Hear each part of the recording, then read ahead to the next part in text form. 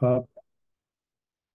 Namo Om Vishnu Padaya Krishna Vishtaya Bhutale Shamati Bhaktivedanta Swanti Namane Namaste Saraswati Devi Gauravani Vichaline Nivasisha Sunnivari Krishnataras Jai Sri Krishna Chaitanya Prabhu Nityananda Shri Advaita Gadadhar Shivasari Gaura Bhaktavinda Hare Krishna Krishna Krishna Hare Hare Hare Ram Ram Ram Hare Hare.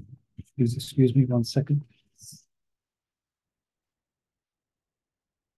Hare Krishna. Okay, so continuing. You're muted, Mother Mongoku, unless you're forward. Yes, I am muted. I'm muted. Okay, no problem. So let me share. I've got it ready just a few seconds before we opened up. I was busy here. Share the Brhat Bhagavatamrta. And here we are. Okay, here it is. So we finished on 84. Anyone can remember basic context of where we are? Might give it away looking at this page here. Where in the universe are we now? Or where is Gopalkama? Goloka? Goloka. Goloka. Is he in Goloka or is hearing about Goloka? He's hearing about Goloka, but I think he is because he is dressed. I think he was dressed in cowherd boy dress, and Yeah, they but did that's Dwarka maybe Dwarka. yeah, that was the point that Narod's making. That Dwarka. he still know wherever he goes now, he's in Dwarka and he's still dressed like this. And this is a place of perfection. This is a place where there's no anxiety. But And you this should not dress like that. this Gopalkama is in transit into anxiety. So he's hearing the glories of Goloka. And specifically, he's hearing of the very sweet, intimate relationships that the residents of Goloka have with Krishna, as opposed to the mood of awe and reverence.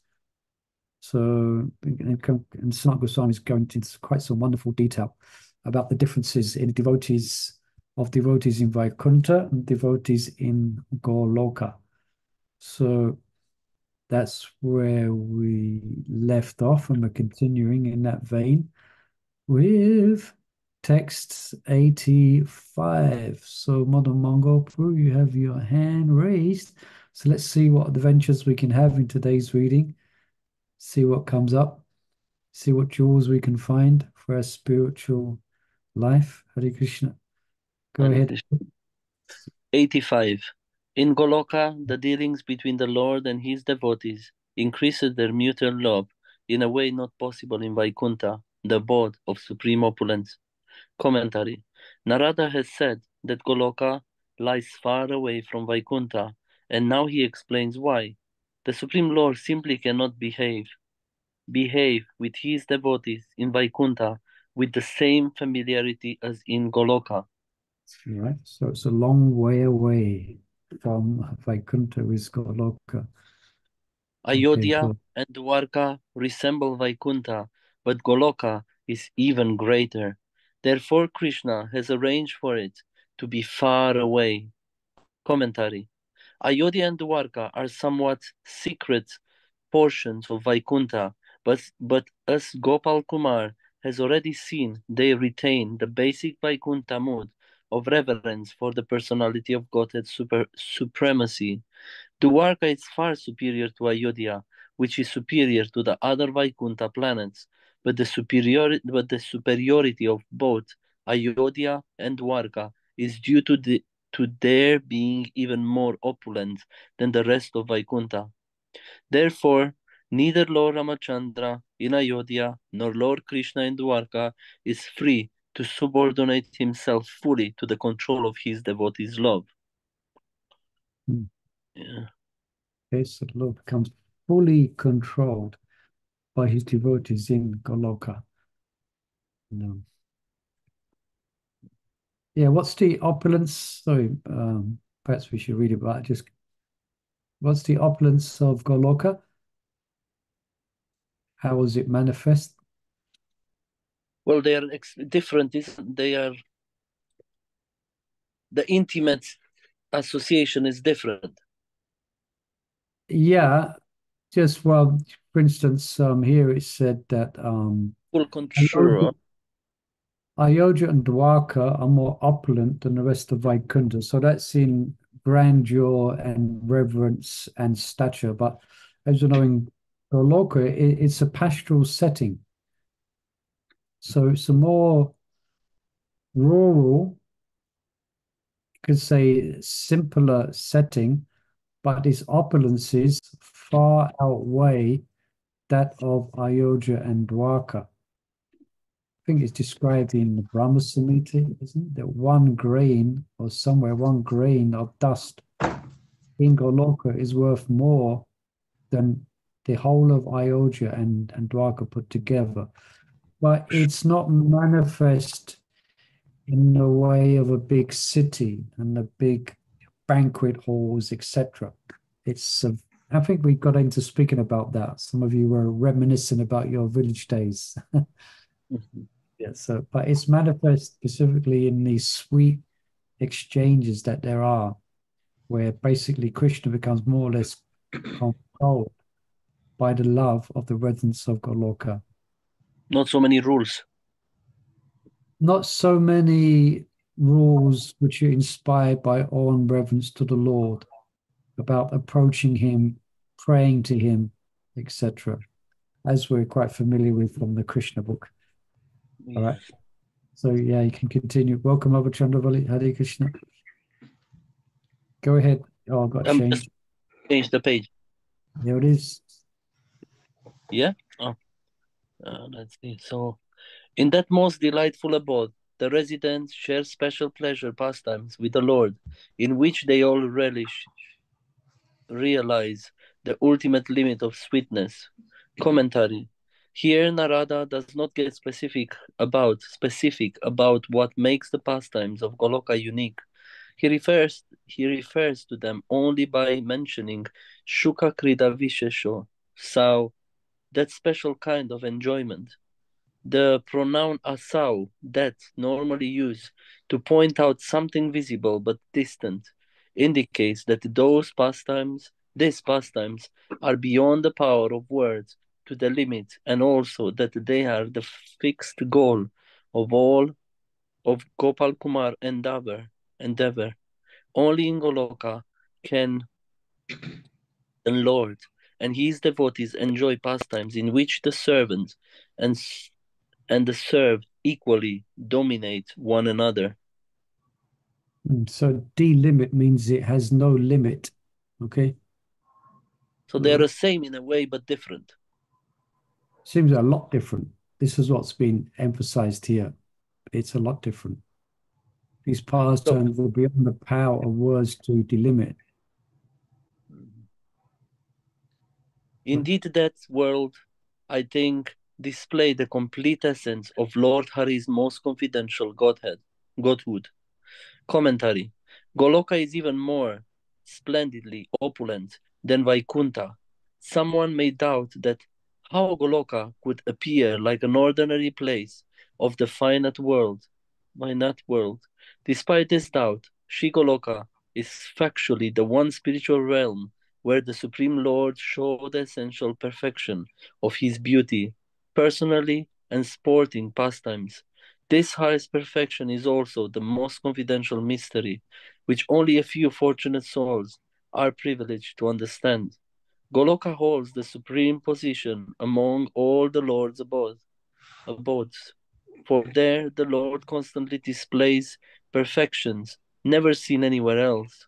Goloka is greater than all other spiritual abodes, and Krishna in Goloka is greater than all other forms of Godhead. Krishna in Goloka is especially known as Hari, the Lord who steals the heart of everyone with his beauty personified and pastimes. Hmm. Okay, so just think we mentioned this before as well. This helps us to more appreciate what Lord Chaitanya has came to give. Yeah, after a long, long time, this was practically unknown. As we read that even it seems even physically, if you could use that word, Mm. God Goloka is a long, long, long way from Vaikuntha. And the reason it's a long way because the Lord doesn't want the residents of Vaikuntha to become confused by his No. pastimes in Goloka. So probably it's because I'm just speculating here, because they have Vinamas, they have airplanes in Vaikuntha, isn't it? As far as I understand. So you could say the Lord has put Goloka far away so they can't even fly there. It's not accessible.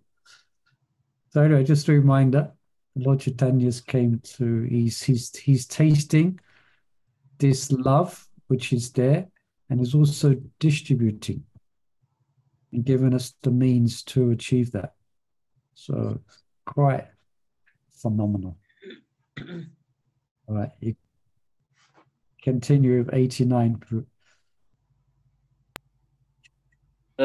Yeah, oh no. 89. Standing above Vaikuntha, only Goloka, the unique crest jewel of all worlds, can show much superlative glories. Commentary. Why is Goloka so glorious? Because it is the most perfect of all worlds. And why is that? Because Goloka is even higher than Vaikuntha. Goloka stands above Vaikuntha because its excellence surpasses those of Vaikuntha. Excellencies, yeah.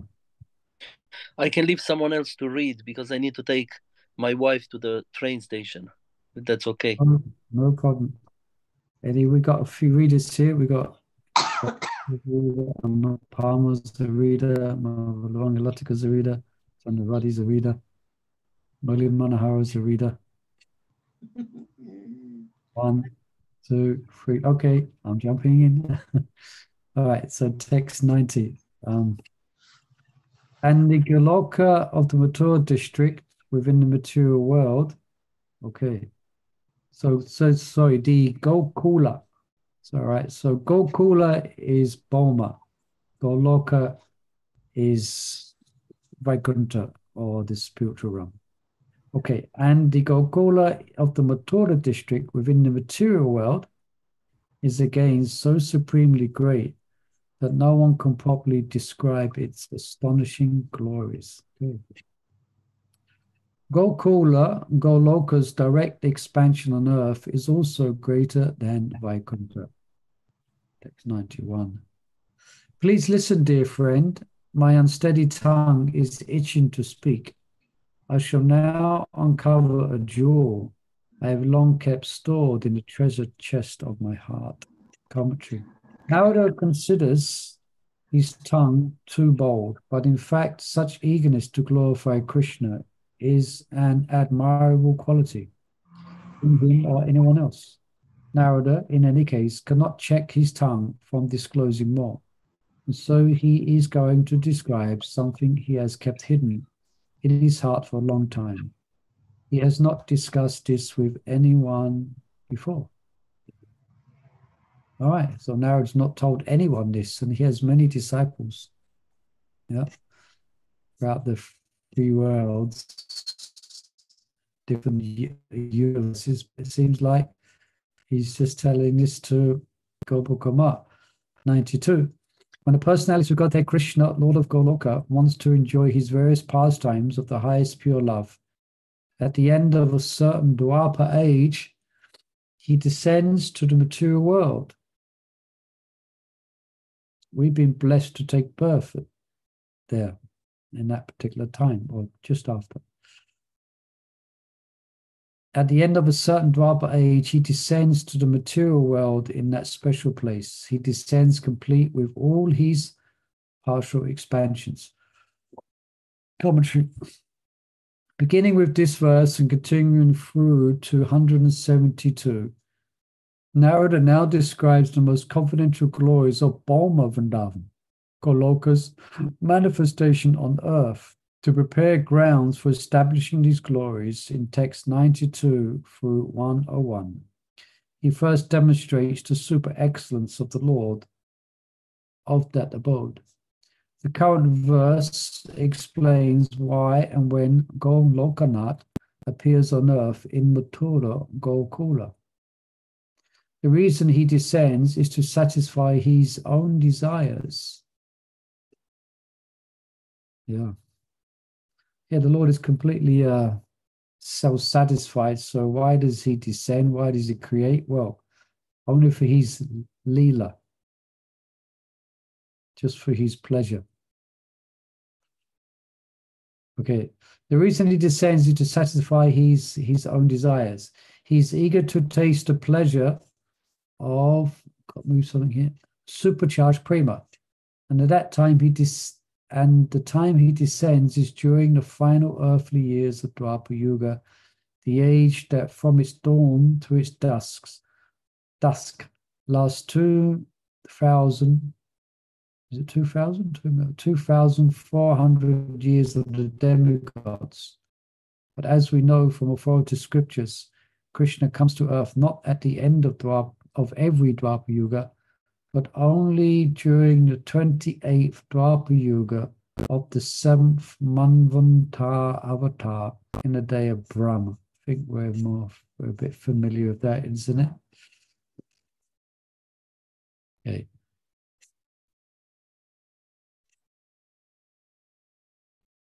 Though the Lord's personal expansions assume many different appearances, the Lord is one with them all.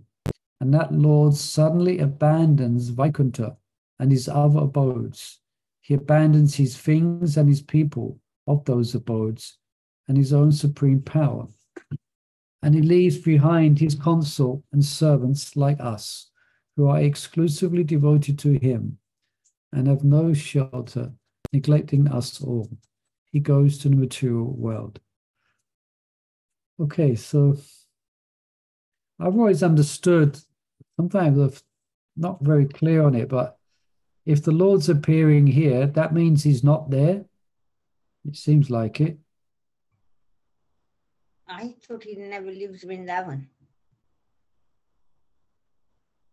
Yeah, that's another subject in of itself. Yeah, that's perhaps another part of that discussion. But just the fact that he's not there in Vaikuntha while he's here. I always thought he was there and he expands himself and comes here.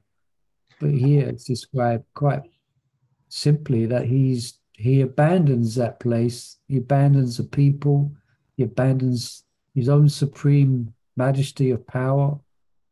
He leaves behind his consort, Lakshmi, and he neglects everyone and goes to the material world. That's a good read.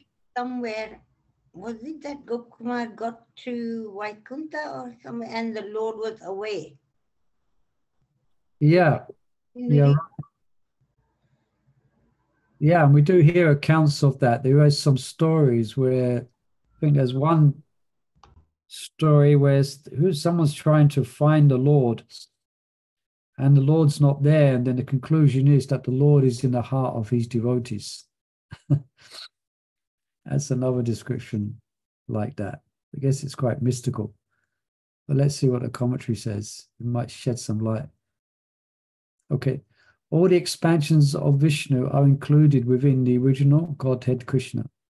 Thus, when Krishna descends to Mathura Gokula in the material world, he takes all his expansions with him.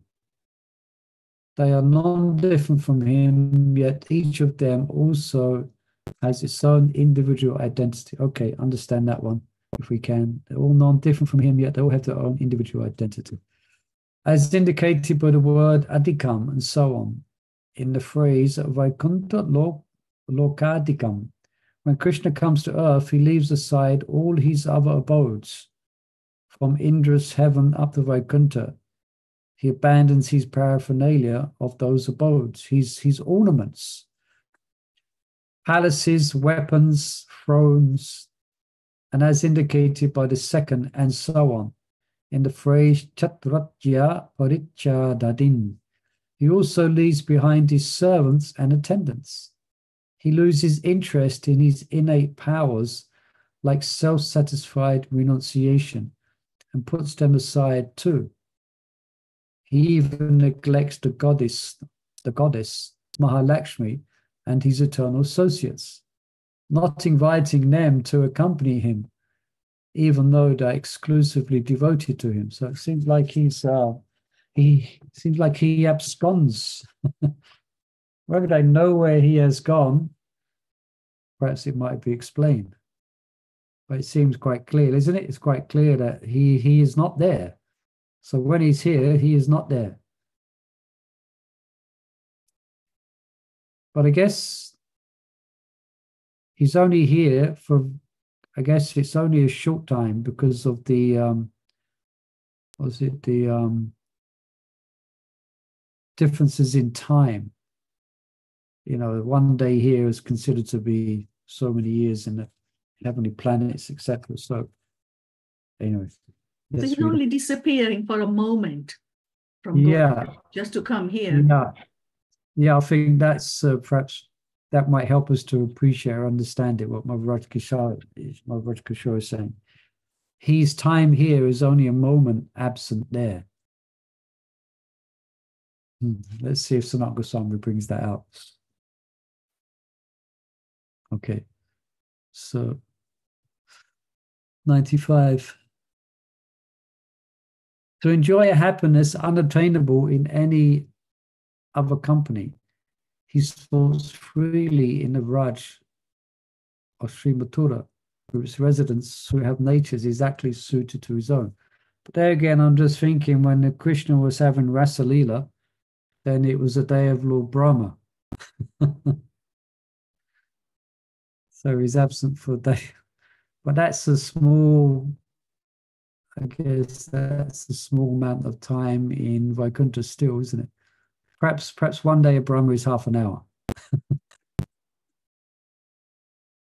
All right, the purpose of Krishna's, to enjoy happiness unattainable in any other company, he sports freely in the Raj of Sri Mathura with its residents, who have natures exactly suited to his own.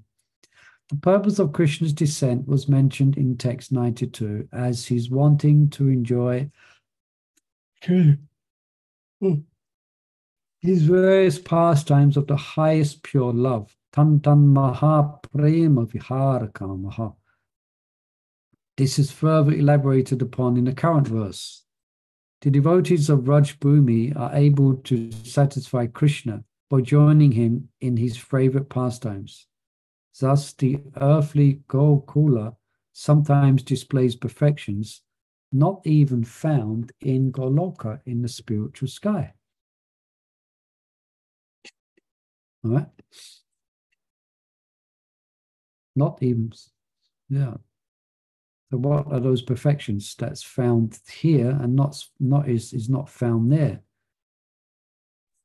He has a satisfaction of fighting with the demon, satisfaction of that's there, as we know. Viryaras. Viryarash, yeah. That's there in Gokula. Gokula is here, Anyway, let's read on. Hare Krishna. Okay, I'll read another couple of verses, then someone, if they like, they can pick up reading. Yeah, okay. By an abundance of his mercy, I just read two more verses and then you can take it over.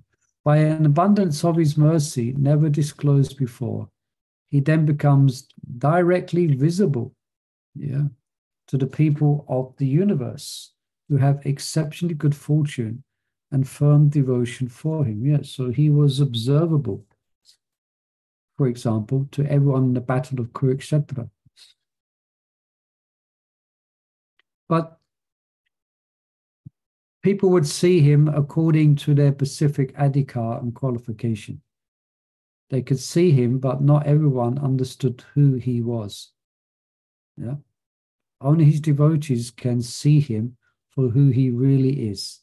But still, even those who could not see that, still they're greatly fortunate to see the form of Krishna.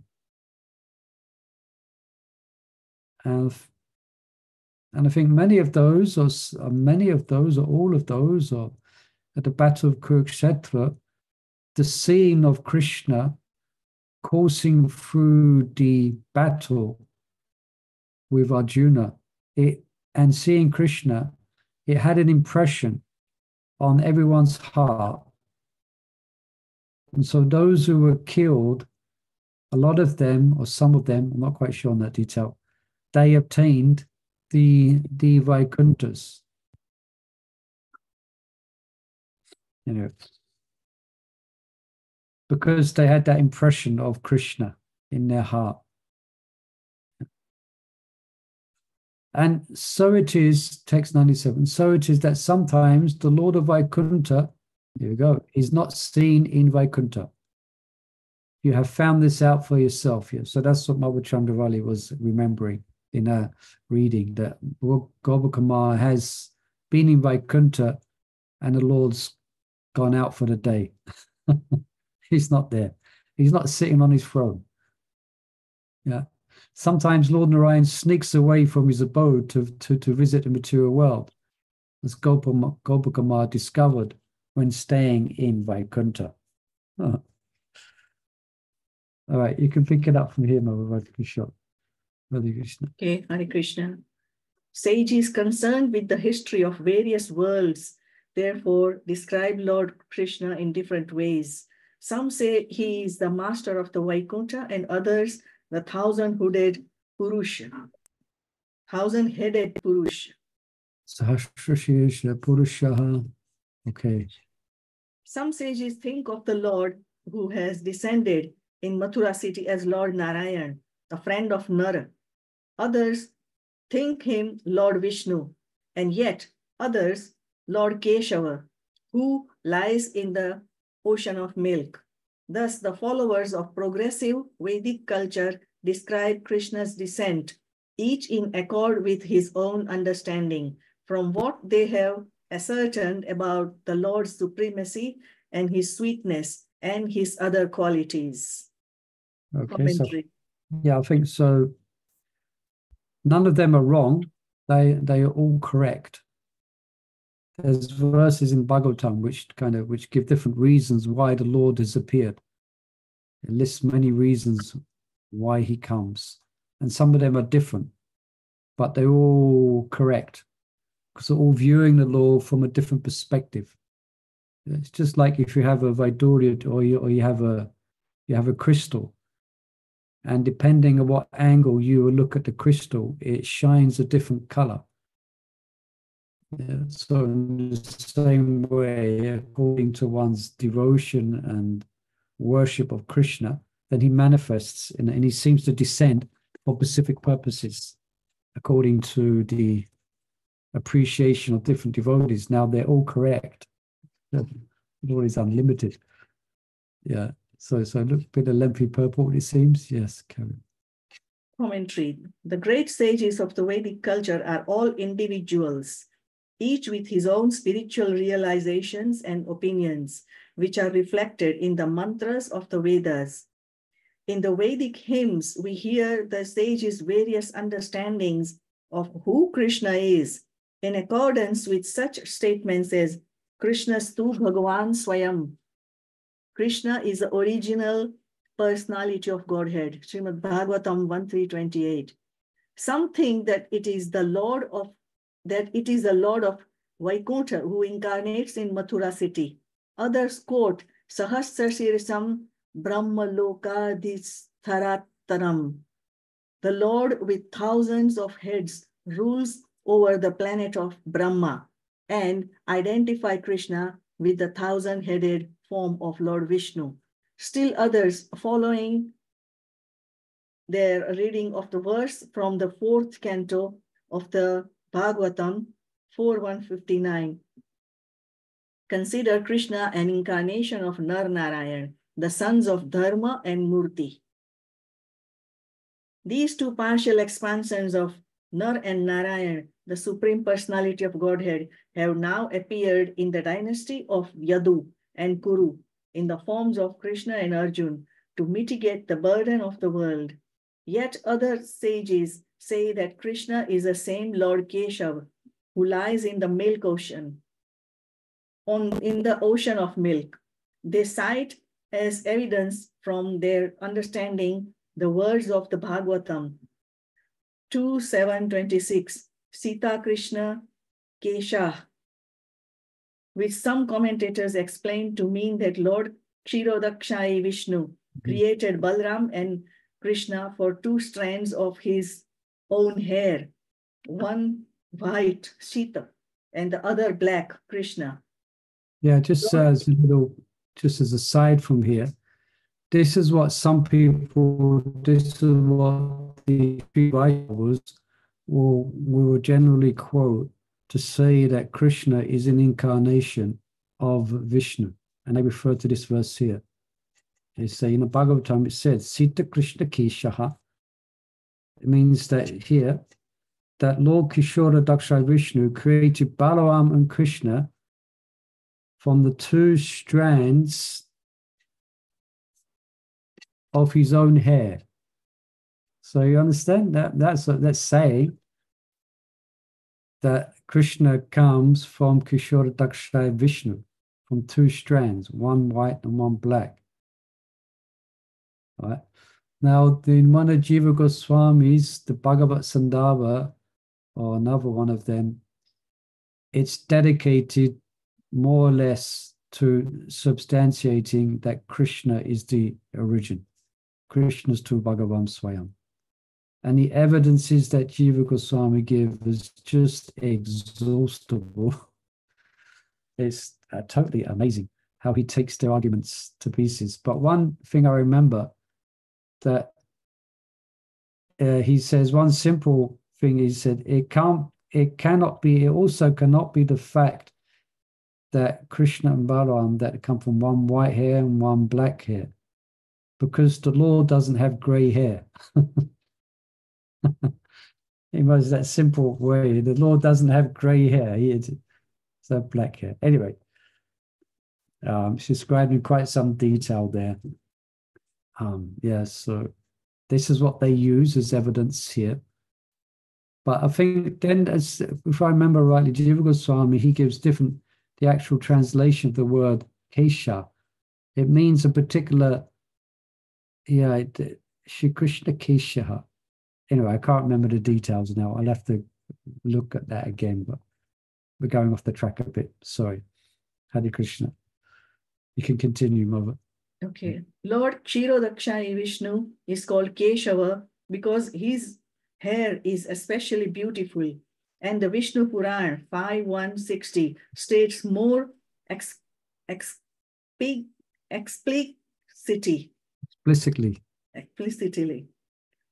Ujahara Manah Keshav Sita Krishna Mahamune. O great sage, the Lord pulled out two of his own hairs, one white and one black. Rup Goswami, however, in his Lagu Bhagavatamrta, gives a definitive understanding of this passage about the hairs. He says that Krishna has beautiful black hair, Krishna Kesh, which is always nicely combed, Shita. And since the Lord has an eternally youthful form, he never appears old enough to have white hairs. All right, so here it is, yeah. So it also, Rupa Goswami also speaks on this subject, and Jiva Goswami also. So you can read that, yeah. So Krishna Kesh. We have Krishna Kesh Babu. So this is what his name means, Krishna Kesh. His nicely combed hair, Shita. Okay. Each sage, having focused his attention on a particular aspect of the Supreme Lord's glories, has realized a particular form of the Lord in meditation. So the sage is naturally described as having descended to earth as Krishna, the particular form of the Lord they have realized. Since all the expansions of Godhead with their individual features are included within Krishna, technically, there is no fault in saying that one of Krishna's expansions has come to earth and become Krishna. In fact, however, what all this indicates is that Krishna is a supreme personality of Godhead and all other forms of God emanate from him. One might ask how these all-knowing sages can have so many differing opinions about Krishna's identity. This is not difficult to explain. The sages speak according to their own realizations, and authorities discuss whichever aspect of the Supreme Lord they understand. But shouldn't such knowers of the revealed scriptures be able to understand the full reality as it is? Yes, they are Aryas, which can be understood to mean man of simple intelligence. The subtle logic that analyzes the identity of Krishna is too difficult for them to comprehend, or taking the idea of simplicity a different way. The sage knows very well the truth about Krishna, but they express their reviews as they do because they assume, thinking simply, that glorifying any one of the Lord's incarnation glorifies all his incarnations. Yeah, so if you're glorifying Lord Nrsimhadev, you're glorifying Krishna. If you're glorifying Krishna, then you're glorifying Lord Nrsimhadev. Yeah, it's all the same glorious person in different manifestations and different features. But in truth, the divine Lord of Goloka eternally adorns his own abode upon the earth, enjoying his own unique pastimes. Commentary. After mentioning several other opinions about Krishna's appearance on earth, Narad now states his own. No one in this house is an outsider. Uddhava is very dear to the residents of Braj, and you are from Braj yourself. Therefore, I can say something confidential. Commentary. In the previous verse, Narada referred to the glories of Lord of Golok, and in the next verse, he begins elaborating on the supreme opulence of the Lord displays here. In text 88, Narad mentioned this topic briefly when he said, indeed, that world, I think, displays the complete essence of Lord Hari's most confidential godhood. Narad can speak freely in Uddhava's house because everyone present is fit to hear such topics. Everyone sitting there has the right kind of special love for the personality of Godhead. Okay, so remember that Gobakama, he was greeted by the Lord of Vaikuntha and he fainted away on the floor. And then Uddhava came to kind of bring him back up, and Uddhava helped him back up to his feet because he was quite overwhelmed. So then Uddhava took him to his own house. So again, just giving us a context of where this conversation is going on. So Uddhava is present, Narada is present, and there's Narada speaking to Gopal. Because it's just Uddhava there, he can speak this way. Remember, because when he went, all the residents, all those who were with the Lord of Vaikuntha, they all went to their own places. Then the Lord went to his own personal place. And then Uddhava ushered Gopal into his own house. So this is where the conversation's going on. Okay, you can continue. Okay. In that Vrajbhumi, the Lord's opulence have visibly achieved their final perfection, and so also in many various ways have his mercy, his beauty, the sweetness of all his excellent qualities, the splendor of his pastimes, and the subservience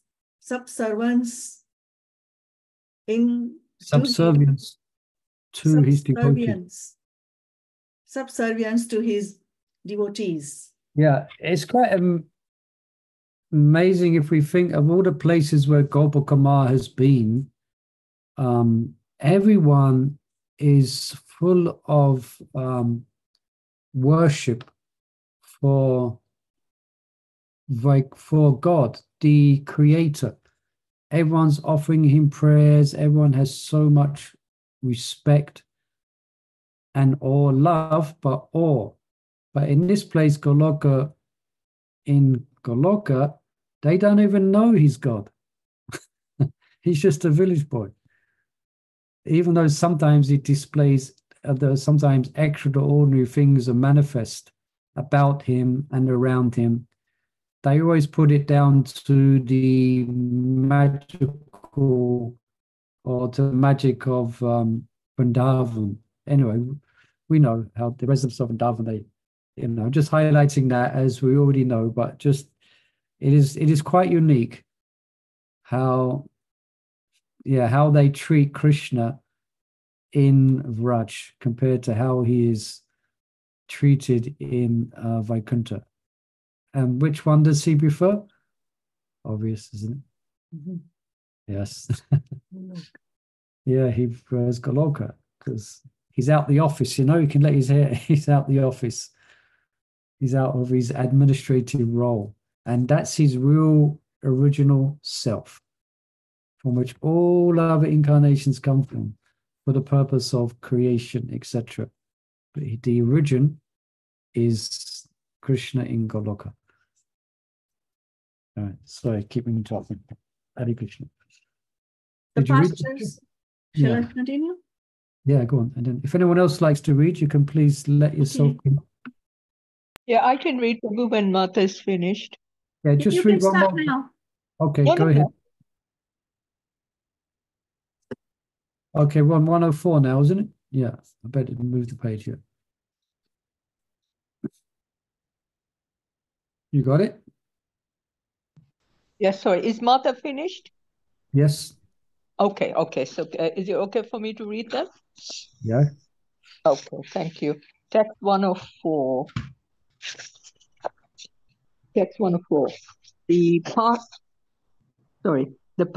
of the pastures of Nanda Maharaj, unique in their features, have become the land in which the Lord's highest opulence personally sports.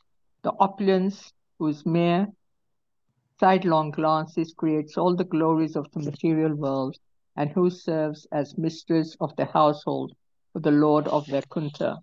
Commentary. Narad now begins to explain in detail each feature of Krishna's glories in Gokula. In this verse and the next, Narad talks about Krishna's godly opulence. So attractive is the land of Raj, where the Gopas headed by Narad graze their cows. Nanda.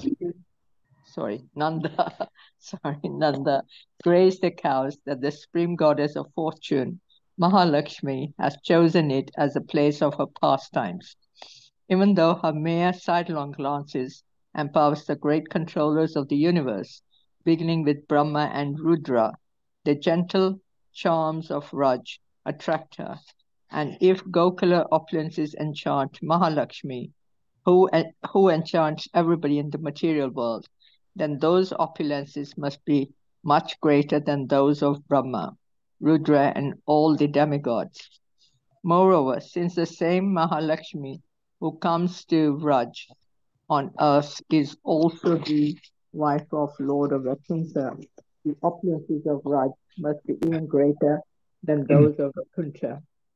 In Vaikuntha, Lakshmi has many responsibilities in the household of Lord Narayan, but in Vraj, she is free to enjoy herself all the time.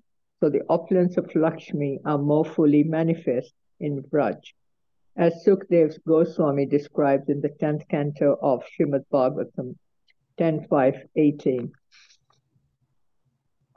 O Maharaj Parikshit, the home of Nanda Maharaj is eternally devoid of the Supreme Personality of Godhead, and his transcendental qualities, and is therefore always naturally endowed with the opulence of all wealth.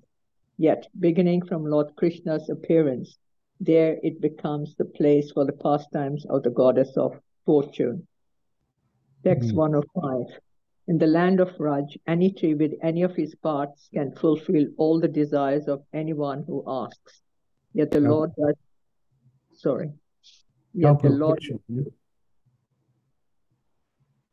Yet the Lord does not always display his opulences in Raj, because that might obstruct the enjoyment of his pastimes.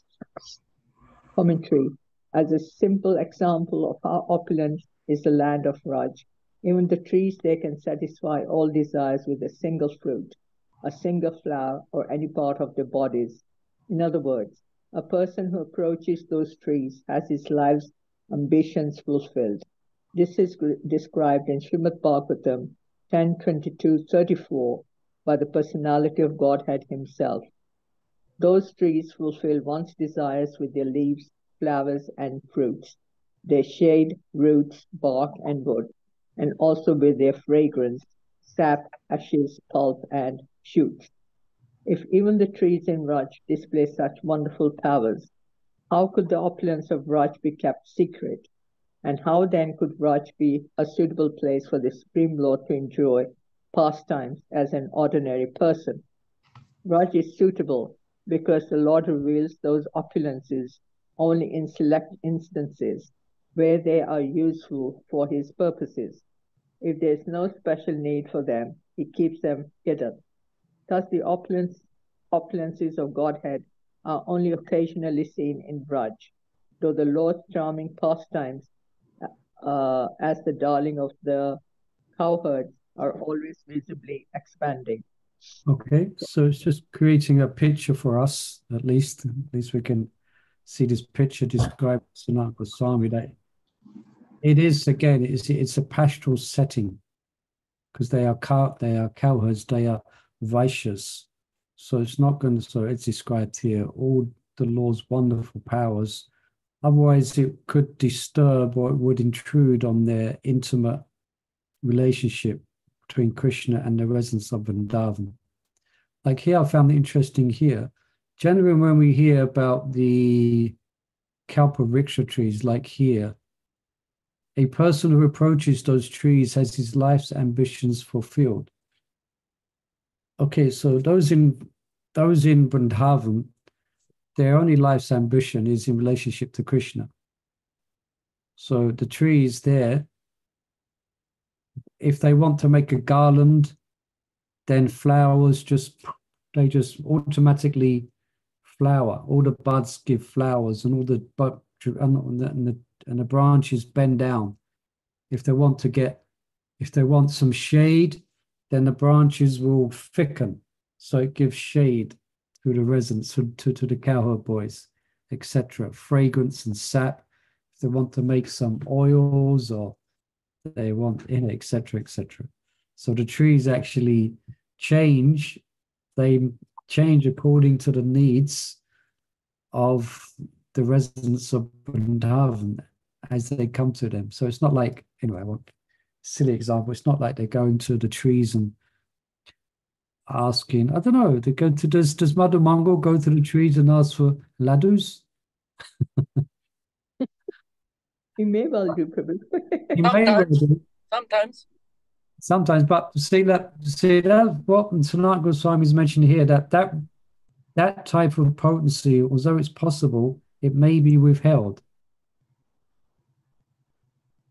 Because then if all the Lord's powers were completely manifest, everything, then the setting wouldn't be exactly right for the Lord's human-like earthly pastimes.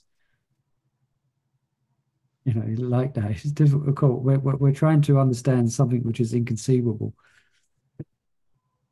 But yeah. Yeah, it's just interesting to read this for me here. It gives a more perhaps realistic of what those trees do.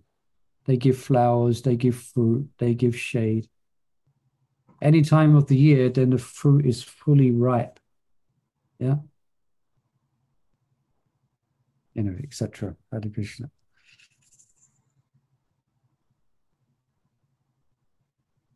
So the opulences of Godhead are only occasionally seen in Raj. Yeah. Okay. You can continue with Putana now. You can hear about Putana. Text This 106. first demon that was killed by Krishna, isn't it? Putana. Yes. Yep. Simply because Putana, the child-killing demoness, disguised herself as a respectable person, the Lord bestowed upon her the destination of being his mother. By similar pastimes, he also gave liberation to her family members, Agasura and others, even though they were enemies of the pious devotees. Commentary. In these pastimes, Krishna demonstrates the extent of his kindness. Putna dressed herself very nicely so that Yashoda and other ladies of Raj would accept her as one of them, a cultured Vaishnav. This was enough to satisfy Krishna, even though Putna was the most wicked demon, arranged for her to achieve an auspicious destination equal to that of Mother Yashoda. Uddhava therefore declared in Srimad Bhagavatam 3:23. Oh, Bakayam Sana Kula Kudam. Go on. Yeah. Alas, how shall I take shelter of one more merciful than him who granted the position of mother to a she-demon, Putana, although she was unfaithful and she prepared deadly poison to be sucked from her breast. Just as a side information point here, I think I've said this before, but this is the verse that Gadadhar Pandit spoke to Pundarik Vijayanidhi. And then Pundarik Vijayanidhi went into a great Ashtasatvika ecstasy of Krishna consciousness just by hearing this verse. You know the pastime, Gadadhar Pandit doubted Pundarik Vijayanidhi because he looked like a gross materialist. We know that pastime. The devotees tell it quite excitedly. So he had some doubts. So then I think Mukunda told him you should recite some Krishna Katha. So he then recited this verse, Aho Bakayam Kana Kala Kutam. And as a sound of that vibration of the glories of Krishna, who gave Putana, the brother, the position of mother, entered his ear and his heart, he lost it. And he became over ecstasy. So this is the verse he recited. Okay, just for your information. Okay, can continue, Mother. Alas, how shall I take shelter of one more merciful than him, who granted the position of mother to a she-demon, Putana, although she was unfaithful and she prepared deadly poison to be sucked from her breast. Not only Putana, but also many of her demon friends and relatives like Aga, Baka, and Kamsa were liberated simply by being drawn to Krishna's supremely charming childhood pastimes. As described by Lord Brahma in his praise to Krishna, you have already arranged to give yourself to Putana and her family members in exchange for her disguising herself as a devotee. So what is left for you to give these devotees of Vrindavan, whose homes, wealth, friends, dear relations, bodies, children, and very lives and hearts are all dedicated only to you? I think what he's saying here that Putana pleased Krishna just because she dressed like a devotee. Just because she dressed like a Rajbasi. She made it, and the Rajbasis looked upon her with affection because they thought she was one of them. They felt some happiness in seeing her. So that was enough for Krishna to give her a very unique position of liberation, being an assistant, being a mother, having a mother-like affection for Krishna. Yeah. So it just shows that Krishna likes if we dress in Vedic ways. Yeah, you could say that. You could give this as an argument for those who might say we should dress like Westerners, we shouldn't wear saris or dhotis.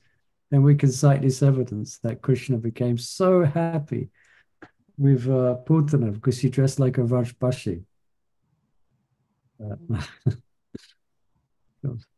Yeah. Okay, let's see some more Krishna's pastimes. Text 107. He allowed his belly to be tied to the base of grinding mortar with ropes for tying cows. And to enliven the women of Raj, he danced, entertained them in other ways, and carried out their orders. Commentary. In text 103, when Narad listed Krishna's excellencies in Brajbhumi, he placed Krishna's subservience to his devotees last. But here he takes the opportunity to elaborate on his topic out of sequence, since it closely bears on the topic of Krishna's mercy. When Mother Yashoda wanted to punish Krishna by tying him up, she joined all the ropes available, including the ones used for tying the cows at milking.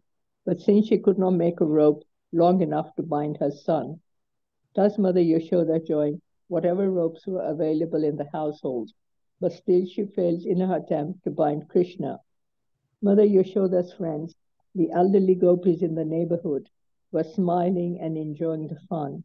Similarly, Mother Yashoda, although laboring in that way, was also smiling. All of them were struck with wonder. Bhagavatam 10:9-17. Finally, Krishna agreed to let himself be tied to the same grinding mortar he had climbed on to steal butter. In Srimad Bhagavatam 10:9-18 to 19, because of Sri Sukdev Goswami narrates, because of Mother Yashoda's hard labor, her whole body became covered with perspiration, and the flowers and the comb were falling from her hair. When child Krishna saw his mother thus fatigued, he became merciful to her and agreed to be bound.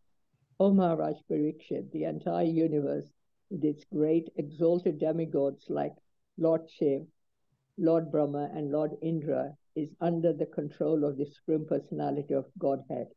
Yet the Supreme Lord has one special transcendental attribute. He comes under the control of his devotees. This was now exhibited by Krishna in this purpose, in this pastime. The ladies of Raj delighted in witnessing these pastimes, and Krishna further encouraged their love for him by performing antics for their pleasure and by submitting to their commands.